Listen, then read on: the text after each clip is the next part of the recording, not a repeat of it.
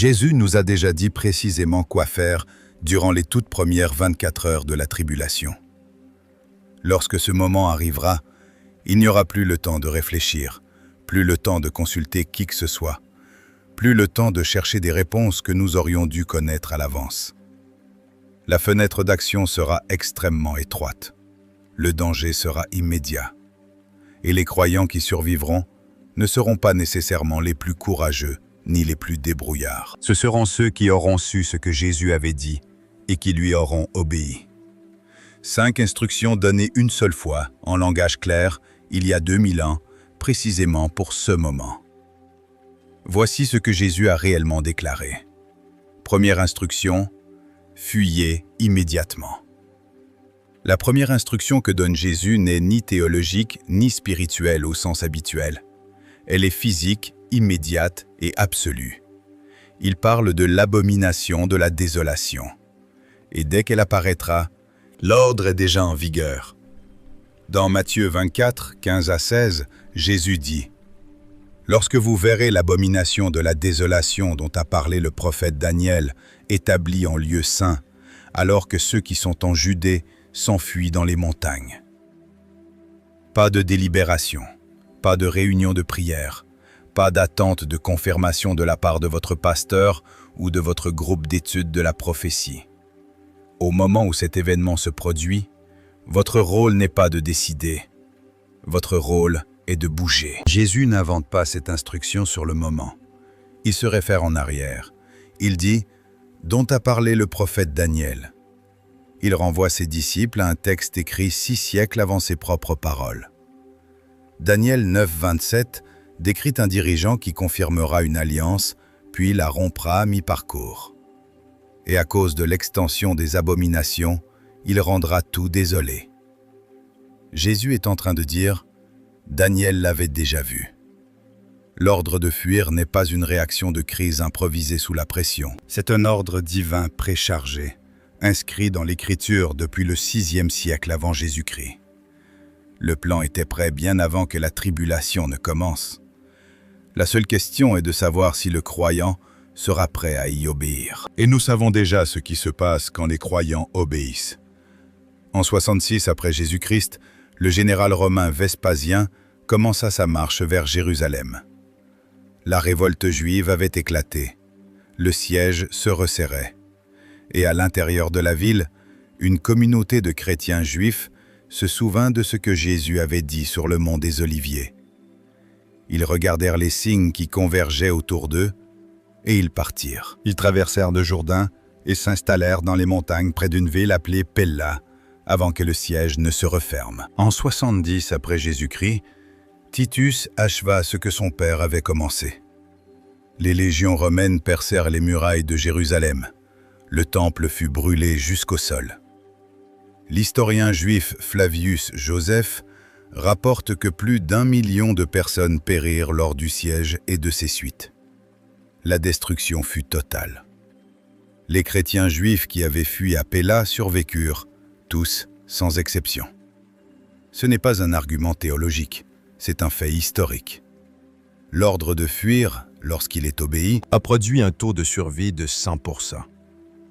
Non pas parce que ceux qui ont fui étaient plus courageux que ceux qui sont restés, mais parce qu'ils ont été plus obéissants. Ils avaient décidé à l'avance ce qu'ils feraient quand le moment viendrait. Et quand il est venu, ils sont partis. L'Apocalypse 12, 6 pointe vers l'accomplissement final du même schéma. La femme s'enfuit dans le désert, là où Dieu lui avait préparé une place. La destination existe déjà avant même que le premier pas de la fuite ne soit fait. Ce n'est pas un Dieu qui réagit à la crise. C'est un Dieu qui a préparé le refuge avant que la crise ne commence. Tout le cadre culturel du christianisme des temps de la fin est construit autour de la résistance, de la guerre spirituelle, de la conquête de terrain et du fait de tenir ferme face à l'ennemi. Mais à ce moment précis, face à ce déclencheur précis, ces instructions sont erronées. Jésus ne demande pas à son peuple de former une résistance. Il lui demande de fuir. Et l'écart entre ces deux réactions n'est pas une question d'interprétation. C'est une question d'obéissance à un commandement explicite. Les chrétiens juifs qui ont survécu n'ont pas pris la décision de fuir quand Titus est apparu aux portes de la ville. Ils l'avaient prise des années plus tôt, en méditant les paroles de Jésus, en fixant dans leur cœur ce qu'ils feraient quand le moment arriverait. Quand le moment est venu, la décision était déjà prise. Leur seul rôle était d'agir. C'est ce que réclame cette première instruction. Non pas du courage, non pas de la stratégie, mais une obéissance anticipée. Or, fuir immédiatement soulève une question que Jésus savait que chacun se poserait. Si le moment est venu et que vous n'avez que 60 secondes, que prenez-vous avec vous? Jésus a répondu aussi à cette question. Et sa réponse est bien plus radicale que tout ce que l'on vous a habituellement enseigné. Deuxième instruction. Ne retournez chercher quoi que ce soit. Jésus ne laisse pas l'instruction de fuir sous forme de principe général. Il lui donne des contours précis, inconfortables et sans ambiguïté. Dans Matthieu 24, 17 à 18, il dit « Que celui qui est sur le toit ne descende pas pour prendre quoi que ce soit dans sa maison, et que celui qui est dans les champs ne retourne pas en arrière pour prendre son manteau. » Le toit, le champ, le manteau. Ce ne sont pas des catégories abstraites. Dans le monde de Jésus, le toit était l'endroit où la famille se réunissait, où la vie se déroulait au-dessus du bruit de la rue. Le champ représentait votre gagne-pain, le fruit de votre labeur, l'endroit où vos mains avaient travaillé saison après saison. Le manteau, c'était la chaleur, la protection, et pour beaucoup, le bien le plus précieux qu'ils possédaient. Jésus dit « Laissez tout cela, ne descendez pas, ne vous retournez pas, ne récupérez même pas ce dont vous avez le plus besoin. » Cette instruction paraît extrême jusqu'à ce que l'on comprenne ce que Jésus y attache. Dans Luc 17, 32, au milieu de son enseignement sur les derniers jours, Jésus prononce 3 mots qui pèsent plus lourd que presque tous les avertissements des évangiles. Souvenez-vous de la femme de Lot. C'est tout ce qu'il dit. Pas de développement, pas d'explication, pas d'analyse théologique. Il lâche le nom et passe à autre chose, en faisant confiance au poids de ses paroles pour toucher le cœur. Revenons donc à Genèse 19 pour comprendre exactement ce qu'il nous demande de nous rappeler. Les anges arrivèrent à Sodome le soir. Au matin, ils pressaient Lot de prendre sa famille et de partir. Genèse 19, 15 dit « Les anges se hâtèrent de faire partir Lot en disant « Lève-toi, prends ta femme et tes 2 filles qui sont ici, de peur que tu ne périsses dans le châtiment de la ville. » Lot s'attarda. Le texte dit qu'il s'attarda. Alors les anges le saisirent par la main, lui, sa femme et ses 2 filles, le Seigneur faisant preuve de miséricorde envers lui. Ils le firent sortir et le placèrent hors de la ville. Ils ne lui indiquèrent pas seulement le chemin, ils le prirent par la main. Il avait des escortes divines. Il avait des instructions claires. Il avait déjà franchi les portes de la ville. Et puis, en Genèse 19, 26, 4 mots. Mais sa femme regarda en arrière. Elle devint une statue de sel. Réfléchissons bien à ce que cela signifie. Pourquoi a-t-elle regardé en arrière? La réponse facile est qu'elle a désobéi. La réponse plus honnête est qu'elle était humaine. Tout ce qu'elle avait jamais connu se trouvait dans cette ville.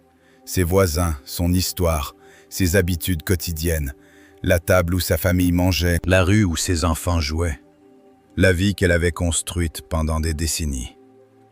Sodome n'était pas seulement son adresse, c'était son identité. L'ordre de fuir sans regarder en arrière n'était pas logistique, il était existentiel.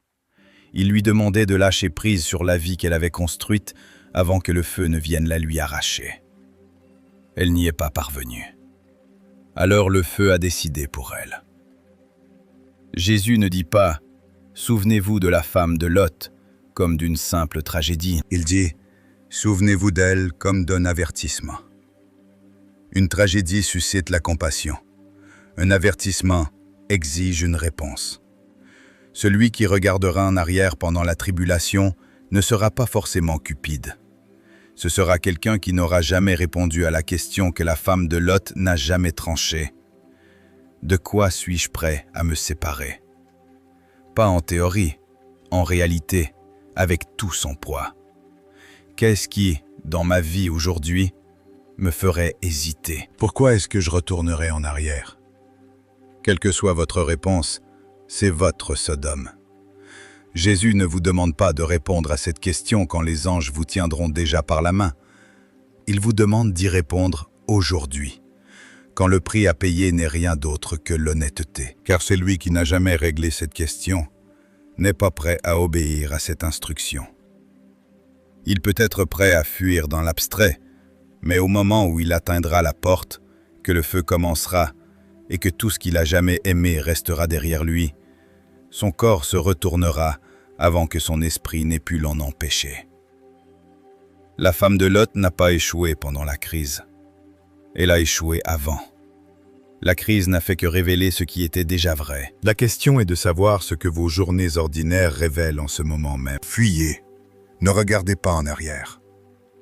2 instructions qui concernent le corps et tout ce à quoi il est attaché. Mais Jésus savait que la survie physique n'était que la moitié du problème. La 3e instruction touche à quelque chose de bien plus intérieur. Et c'est celle que la plupart des enseignants de prophétie passent entièrement sous silence. 3e instruction, priez à l'avance pour les conditions de votre fuite. Matthieu 24, 20 contient l'une des phrases les plus précises et les plus négligées de tout le discours sur le mont des Oliviers. Jésus dit: priez pour que votre fuite n'arrive pas en hiver ni un jour de sabbat. Lisez bien. Il ne dit pas « priez pour savoir si vous devez fuir ». Il ne dit pas « priez pour recevoir des directives sur ce que vous devez faire ». Il dit « priez pour que les conditions de votre fuite soient favorables ». Il a déjà tranché la question de ce que vous ferez. Il l'a fait au verset 16. La seule variable restante est de savoir si le moment de votre obéissance sera supportable. C'est une instruction théologiquement stupéfiante. Jésus est en train de dire « J'ai déjà pris la décision pour vous ». Votre vie de prière entre maintenant et ce moment ne détermine pas la décision. Elle détermine les conditions dans lesquelles vous l'exécuterez. L'hiver rendait presque impossible la fuite à travers un terrain montagneux. Le sabbat, dans le contexte juif, imposait des restrictions de distance de voyage qui pouvaient être fatales si la fenêtre d'évasion était étroite. Jésus n'est pas vague sur ces détails, il est précis. Il sait que l'obéissance nécessite des conditions favorables. Et il demande à son peuple de prier dès maintenant, à l'avance, pour que ces conditions soient réunies quand le moment arrivera. Cela change complètement la vision que nous avons de la prière dans un contexte de fin des temps. La plupart des chrétiens considèrent la prière comme la première réaction face à une crise. On ne sait pas quoi faire, alors on prie. Mais ici, Jésus décrit quelque chose de tout à fait différent. Il présente la prière comme un positionnement anticipé, une préparation stratégique, la discipline spirituelle qui réduit l'écart entre l'instruction et les conditions nécessaires pour l'accomplir. Pensez à ce que les chrétiens juifs de Péla avaient compris et que la plupart des croyants modernes n'ont jamais appris. Ils n'ont pas prié quand les légions romaines sont apparues. Ils ont prié avant. Ils se sont positionnés spirituellement pendant les années qui séparaient l'enseignement du moment décisif. Quand le moment est arrivé, la prière avait déjà accompli son œuvre. Les conditions étaient supportables, ils sont partis. Le psaume 32,6 déclare « C'est pourquoi que tout homme pieux te prie au temps où tu te laisses trouver. Il existe une fenêtre. Il existe un temps où Dieu se laisse trouver. » Et l'implication est que cette fenêtre ne reste pas ouverte indéfiniment. Le croyant qui attend la crise pour commencer à chercher Dieu part avec un retard. L'accès dont il aura besoin à ce moment-là se construit par la prière qu'il aura investie auparavant. Ésaïe 26, 20 ajoute une autre couche. Va, mon peuple, entre dans tes chambres et ferme tes portes derrière toi. Cache-toi pour un petit instant, jusqu'à ce que la fureur soit passée. Ce n'est pas une instruction passive. Entrer dans la chambre suppose de savoir où elle se trouve. Cela suppose de s'être positionné avant que la fureur n'arrive, afin que lorsqu'elle viendra, vous ne cherchiez pas d'abri, vous y soyez déjà. Le croyant qui n'aura pas prié cette prière avant l'ouverture de la tribulation sera déjà en retard. Pas disqualifié spirituellement, mais en retard. Parce que cette instruction fait de la qualité de votre vie de prière aujourd'hui un facteur direct de votre survie à ce moment-là. Elle relie la discipline tranquille et ordinaire de la prière quotidienne à la pression extraordinaire et catastrophique de la tribulation. Celui qui aura appris à prier avec précision, avec un positionnement anticipé, en comprenant que la prière façonne les conditions et pas seulement les résultats, celui-là entrera dans la tribulation avec quelque chose qu'aucune préparation matérielle ne peut fournir. Jésus ne dit pas « Priez si vous avez le temps ». Il donne cette instruction dans le même souffle que « Fuyez et ne regardez pas en arrière ». Elle n'est pas accessoire, elle est structurelle. La prière n'est pas la consigne douce glissée entre les consignes dures. C'est celle qui détermine si les consignes dures seront exécutables quand le moment arrivera. Les 3 premières instructions couvrent le corps, les biens et la vie de prière. Fuyez, laissez tout, priez à l'avance. Mais Jésus savait que la plus grande menace pendant la tribulation ne viendrait pas de l'extérieur du croyant. Elle viendrait de l'intérieur. D'un esprit incapable de distinguer le vrai Christ d'un substitut convaincant. C'est là que la 4e instruction devient la plus dangereuse à manquer. 4e instruction. Ne vous laissez pas tromper. Refusez tout faux signal. Jésus donne la 4e instruction dans Matthieu 24, 23 à 26, et c'est la plus exigeante intellectuellement des 5. Alors, si quelqu'un vous dit « Voici le Christ » ou « Il est là », n'en croyez rien. Car de faux Christ et de faux prophètes surgiront et feront de grands signes et des prodiges, au point de séduire, s'il était possible, même les élus. Voici, je vous l'ai dit d'avance. Si donc on vous dit « Il est dans le désert », n'y allez pas. S'ils disent « Il est dans les chambres intérieures », n'en croyez rien. Le langage que Jésus emploie ici n'est pas vague. Il ne met pas en garde contre une tromperie grossière que n'importe quel croyant perspicace pourrait repérer de loin. Il met en garde contre une tromperie sophistiquée, authentifiée, accompagnée de signes et de prodiges. Le genre de tromperie capable de séduire, si c'était possible, même les élus. Cette tromperie qu'il décrit ne va pas échouer. Elle réussira auprès d'une grande partie de la population. Les signes seront réels. Les prodiges seront de véritables manifestations de puissance surnaturelle. Et pourtant, ils seront entièrement faux. La 2e épître aux Thessaloniciens 2, 9 à 11 en explique le mécanisme. L'avènement de l'impie se fera par la puissance de Satan, avec toutes sortes de miracles, de signes et de prodiges mensongers, et avec toutes les séductions de l'injustice pour ceux qui périssent, parce qu'ils n'ont pas reçu l'amour de la vérité pour être sauvés. C'est pourquoi Dieu leur envoie une puissance d'égarement, pour qu'ils croient aux mensonges. C'est l'un des passages les plus graves du Nouveau Testament.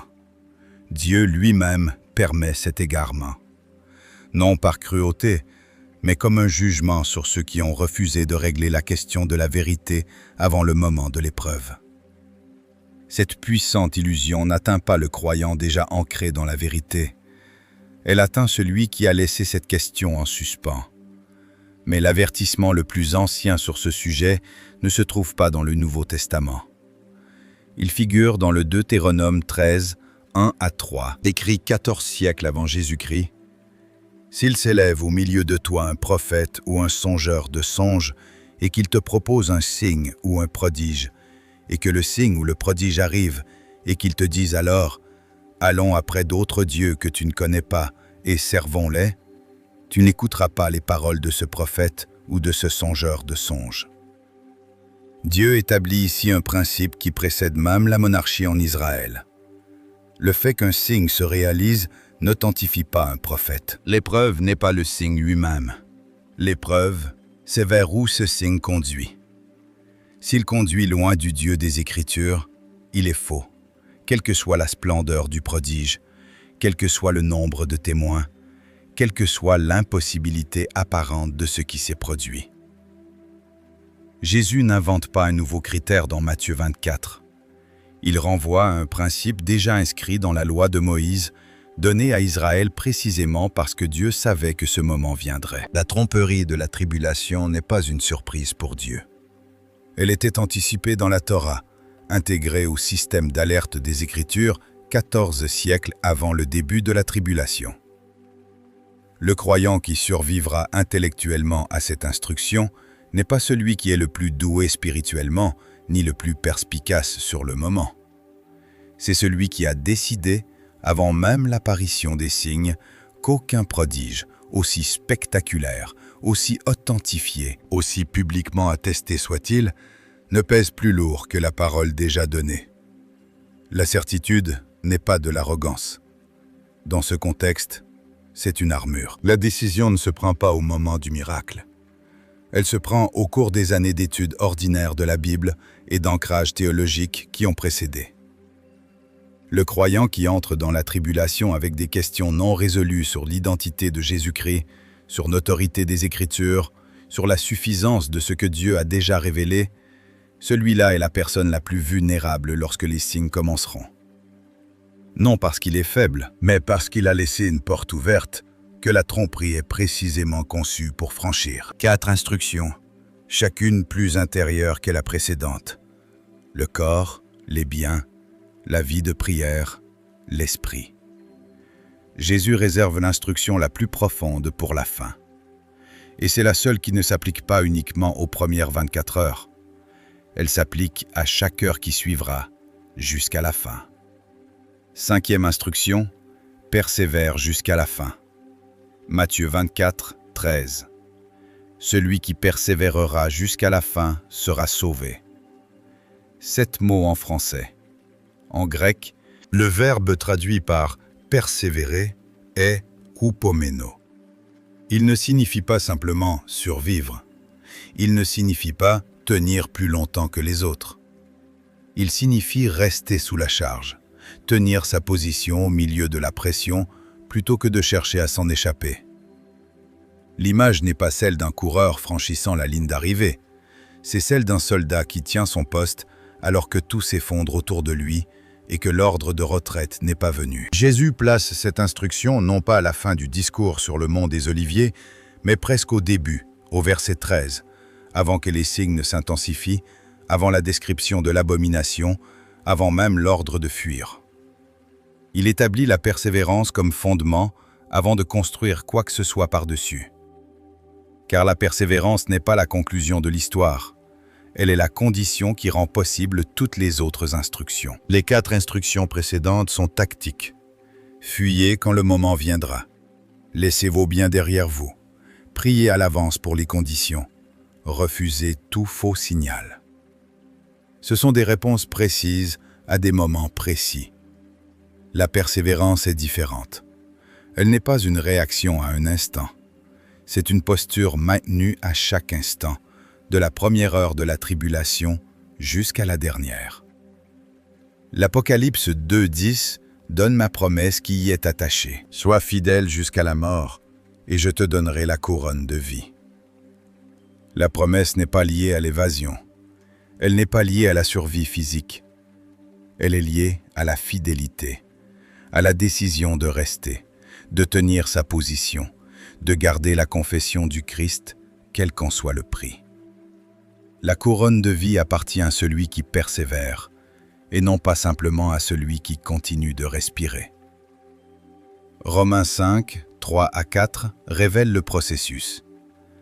La tribulation produit la persévérance. La persévérance produit un caractère éprouvé, et le caractère éprouvé produit l'espérance. Paul décrit une séquence qui ne peut pas être contournée. La persévérance n'est pas un don qui tombe du ciel au moment de la crise, elle se produit. Elle est le résultat d'une pression appliquée dans le temps sur une vie déjà engagée. Le croyant qui persévérera pendant la tribulation n'est pas une personne différente de celle qui est assise tranquillement chez elle aujourd'hui. C'est la même personne, approfondie par le même processus, ayant appris dans les petites pressions de la vie ordinaire ce que signifie tenir sa position quand tout en elle voudrait lâcher. Jacques 1, 12 déclare « Heureux l'homme qui supporte l'épreuve avec persévérance, car, après avoir été éprouvé, il recevra la couronne de vie que Dieu a promise à ceux qui l'aiment. » Persévérant sous l'épreuve, non pas à l'aise sous l'épreuve, ni insensible à l'épreuve, mais ferme, fixé, inébranlable. Non pas parce que la pression n'est pas réelle, mais parce que l'encre est plus profonde que la pression. La persévérance ne se construit pas dans la crise. Elle se construit dans la fidélité ordinaire et discrète d'aujourd'hui. Dans la prière qui continue quand rien ne semble se passer. Dans l'obéissance qui tient quand personne ne regarde. Dans la conviction théologique qui ne dérive pas quand la culture la pousse à bouger. Chaque acte de fidélité dans la vie ordinaire d'un croyant est un dépôt sur le compte sur lequel la persévérance puisera quand la tribulation arrivera. Celui qui persévérera jusqu'à la fin sera celui qui aura appris à persévérer avant qu'elle ne commence. 5 instructions, un manuel complet de survie. Et quand on les place côte à côte, quelque chose apparaît qui n'est pas évident quand on les examine une par une. Fuyez, le corps livré à l'obéissance. Ne regardez pas en arrière, les biens livrés à la confiance. Priez à l'avance, la volonté livrée à la préparation.